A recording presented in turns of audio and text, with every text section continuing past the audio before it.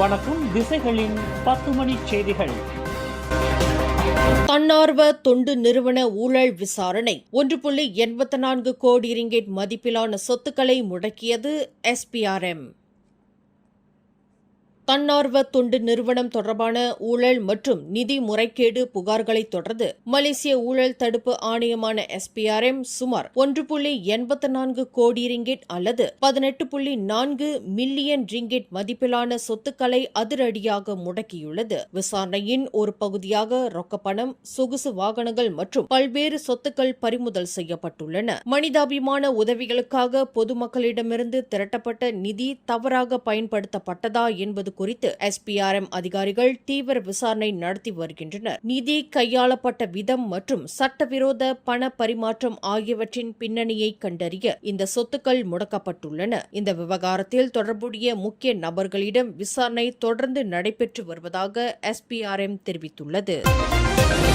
தமிழக சட்டமன்ற தேர்தலுக்கான வாக்குப்பதிவு இன்று விறுவிறுப்பாக நடைபெற்றது. பிற்பகல் 3 மணி நிலவரப்படி மாநிலம் முழுவதும் சராசரியாக 70 விழுக்காடு வாக்குகள் பதிவாகியுள்ளன. குறிப்பாக சேலம் மாவட்டத்தில் அதிகபட்சமாக 75% அதிகமான வாக்குகள் பதிவாகியுள்ளன. வாக்குப்பதிவு ஒருபுறம் தீவிரமாக நடந்தாலும் சில இடங்களில் விரும்பத்தகாத சம்பவங்கள் அதிர்ச்சியை ஏற்படுத்தியுள்ளன. வாக்குச்சாவடியில் பாதுகாப்பு பணியில் இருந்த காவலர் ஒருவர் மர்ம நபரால் கத்தியால் குத்தப்பட்ட சம்பவம் பெரும் பரபரப்பை ஏற்படுத்தியது. கோயம்புத்தூரில் திமுக மற்றும் பாஜக தொண்டர்களிடையே ஏற்பட்ட மோதலை தொடர்ந்து போலீசார் தடியடி நடத்தி கூட்டத்தை கலைத்தனர். ஒரு சில இடங்களில் மின்னணு வாக்குப்பதிவு இயந்திரங்களில் ஏற்பட்ட கோளாறால் வாக்குப்பதிவு தற்காலிகமாக பாதிக்கப்பட்டது. மாலை 6 மணி வரை வாக்குப்பதிவு நீடித்தது. இறுதி விழுக்காடு மேலும் உயரும் என எதிர்பார்க்கப்படுகிறது.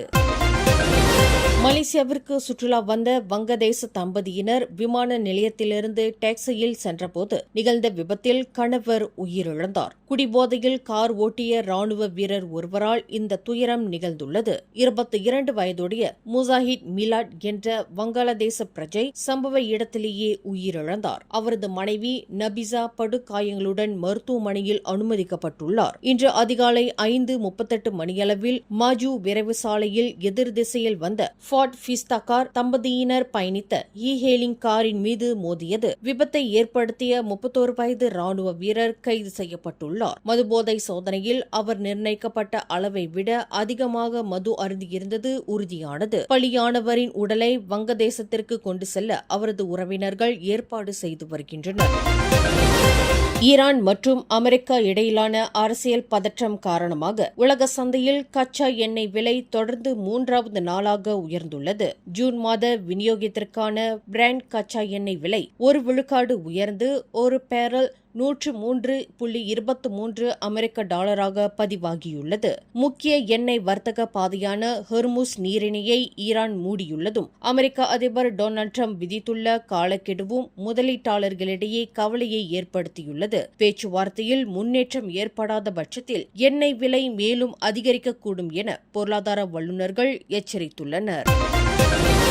நெகிரி சம்பிலான் சமஸ்தானபதி யங் டிப்பர் துவான் பசார் துவான்கு மூரேஸ் துவான்கு முனாவேர் பதவியிலிருந்து நீக்கப்படுவதாக மாநிலத்தின் 4 உண்டாங் பாரம்பரிய தலைவர்கள் அறிவித்தது சட்டப்படி செல்லாது என்று முன்னாள் நீதிபதி முகமது இஷாமுடின் யூனுஸும் வழக்கறிஞர் மலிக் இம்தியாஸ் சர்வாரும் வாதிடுகின்றனர். சமஸ்தானபதிக்கு எதிராக கூறப்படும் குற்றச்சாட்டுகள் குறித்து அவரிடம் முழுமையான விசாரணை நடத்தப்படவில்லை. மேலும் அவர் தனது தரப்பு விளக்கத்தை அளிக்க வாய்ப்பு வழங்கப்படவில்லை என்று அந்த சட்ட வல்லுநர்கள் கூறுகின்றனர். சமஸ்தானபதி துவான்கு முக்ரிஸ் நீக்கப்படுவதாக அறிவிப்பை வெளியிட்ட சுங்காய் ஊஜோங் உண்டாங் முபராக் டொஹாக் ஏற்கனவே உண்டாங் பதவியிலிருந்து நீக்கப்பட்டவர் என்பதால் அவர் அந்த அறிவிப்பில் பங்கேற்றது நடுநிலையானது அல்ல என்று அந்த சட்ட வல்லுநர்களான முகமது இஷாமுடின் யூனுஸும் மலிக் இம்தியாஸ் சர்வாரும் வாதிடுகின்றனர். மேலும் நெகிரி செம்பிலான் மாநில அரசியலமைப்பு சட்டத்தின்படி இத்தகைய அறிவிப்பில் மாநில மந்திரி பசாரின் கையொப்பம் அவசியம். ஆனால் மந்திரி பசார் அமினுடின் ஹருன் இதில் பங்கேற்கவில்லை என்பதோடு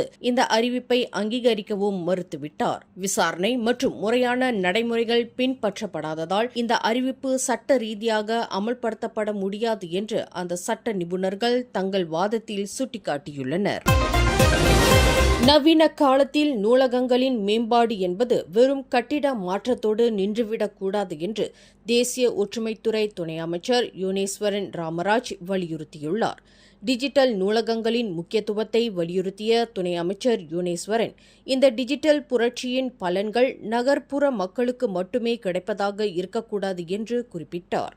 கிராமப்புறங்களில் வசிக்கும் மக்களும் இந்த டிஜிட்டல் வசதிகளை முழுமையாக அனுபவிக்கும் வகையில் திட்டங்கள் வகுக்கப்பட வேண்டும் என்பதே எங்களின் இலக்கு என்றும் அவர் சுட்டிக்காட்டினார்.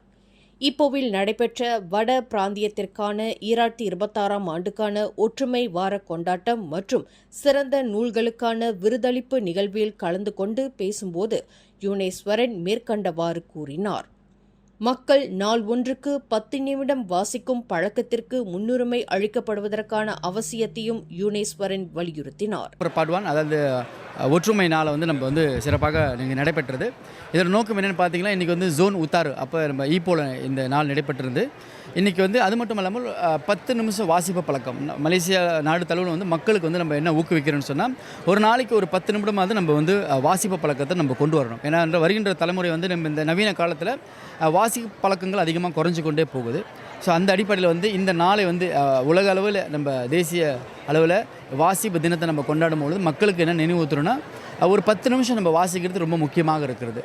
தகவல் தொழில்நுட்ப வசதிகள் அனைவருக்கும் சமமாக பகிரப்படுவதன் மூலமே அறிவு சார்ந்த ஒரு சமூகத்தை மலேசியாவில் உருவாக்க முடியும் என அவர் மேலும் உறுதிபட தெரிவித்தார். ஈப்போவில் நடைபெற்ற தேசிய ஒற்றுமை வார விழாவில் தேசிய நூலகத்தின் உயரிய விருதுகளை தேசிய ஒற்றுமைத்துறை துணை அமைச்சர் யோனேஸ்வரன் வழங்கி சிறப்பித்தார். இதில் இந்திய இளம் எழுத்தாளர்கள் உட்பட 5 கௌரவிக்கப்பட்டனர்.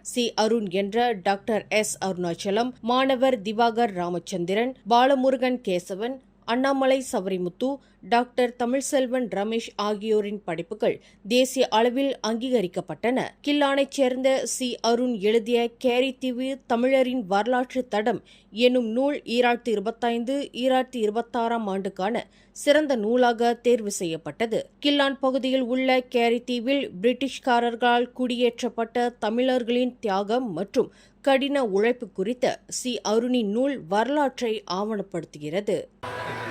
வணக்கம், என்னுடைய பெயர் அருண். நான் கில்லானிலிருந்து வருகின்றேன்.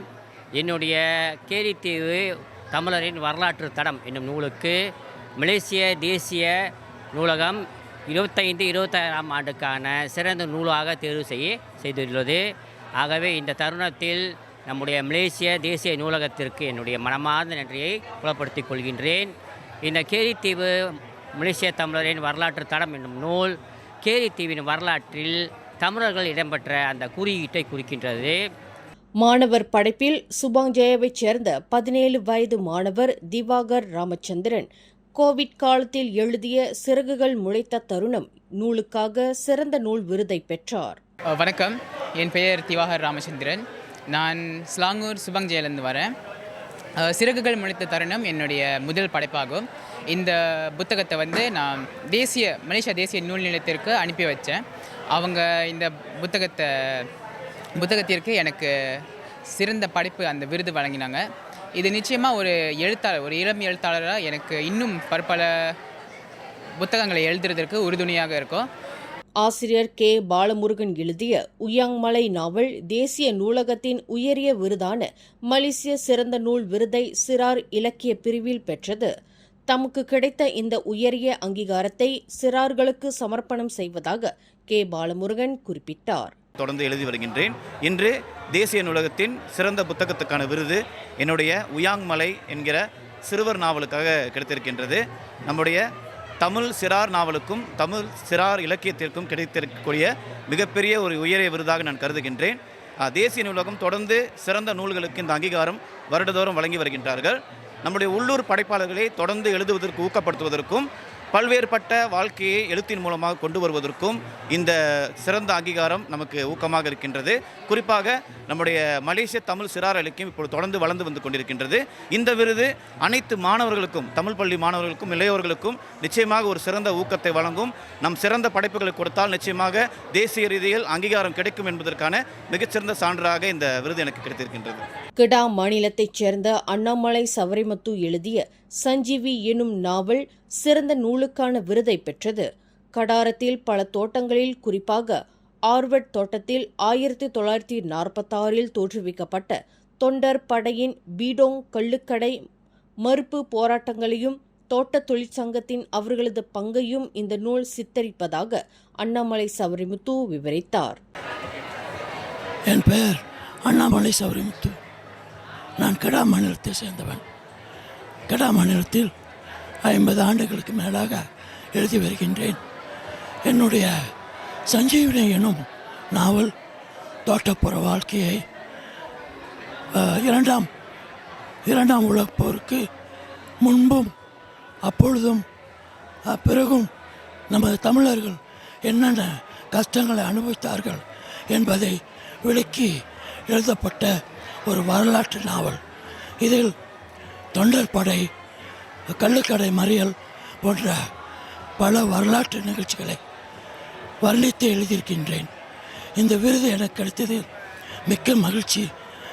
மலேசிய தமிழ் இலக்கிய படைப்புகள் இன்று தேசத்தின் எல்லைகளை கடந்து தேசிய அளவிலான உயரிய விருதுகளையும் அங்கீகாரங்களையும் பெற்று வருவது மலேசிய இந்தியர்களுக்கு கிடைத்துள்ள மாபெரும் பெருமையாகும். இத்தகைய அங்கீகாரங்கள் தமிழ் மொழியின் செழுமையை பறைசாற்றுவதுடன் இந்நாட்டில் கலை மற்றும் கலாச்சார கட்டமைப்பில் தமிழர்களின் பங்களிப்பை உறுதிப்படுத்துகின்றன.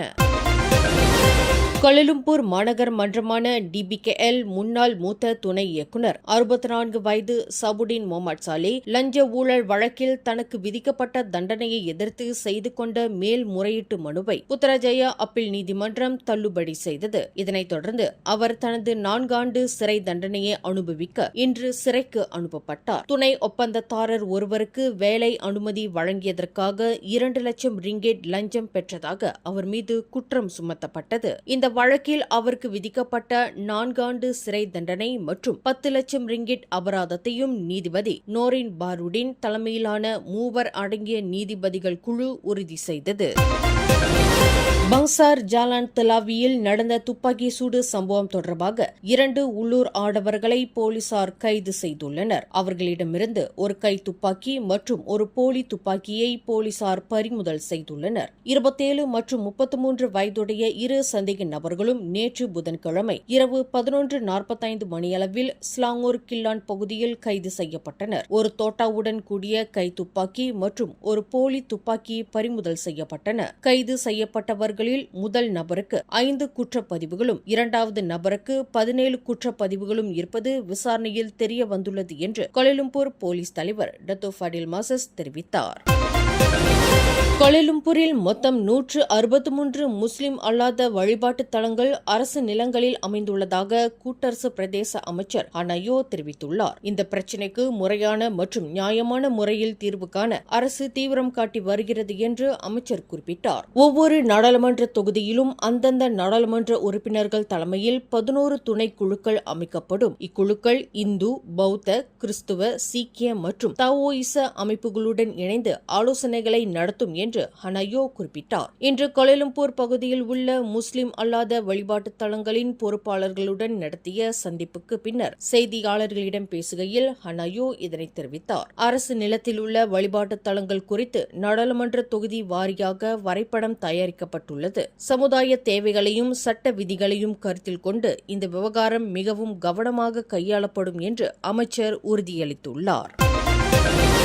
சிங்கப்பூர் ஓய்வூதியதாரர்களை குறிவைத்து லவ் ஸ்கேம் மோசடியில் ஈடுபட்டு வந்த சர்வதேச கும்பலை கிளாந்தான் மாநில போலீசார் அதிரடியாக முறியடித்துள்ளனர். இங்குள்ள ஒரு தங்கும் விடுதியில் ரகசியமாக இயங்கி வந்த அழைப்பு மையத்தை சுற்றி வளைத்த போலீசார் மொத்தம் 58 பேரை கைது செய்தனர். கைது செய்யப்பட்டவர்களில் 52 பேர் சீன நாட்டவர் என்பதுடன் இந்தியா, பாகிஸ்தான், மியான்மர் மற்றும் உள்ளூர் வாசிகளும் இதில் அடங்குவர். ஆன்லைன் மூலம் ஆசை வார்த்தை கூறி பணப்பறிப்பில் ஈடுபட்டு வந்த இவர்களிடமிருந்து 1,79,000 ரிங்கிட் மதிப்பிலான கணினிகள் மற்றும் 118 கைபேசிகள் பறிமுதல் செய்யப்பட்டன. கடந்த ஒரு மாதமாக இயங்கி வந்த இந்த மோசடி மையம் அதிவேக இணைய வசதியுடன் திட்டமிட்டு செயல்பட்டு வந்துள்ளது விசாரணையில் தெரியவந்துள்ளது.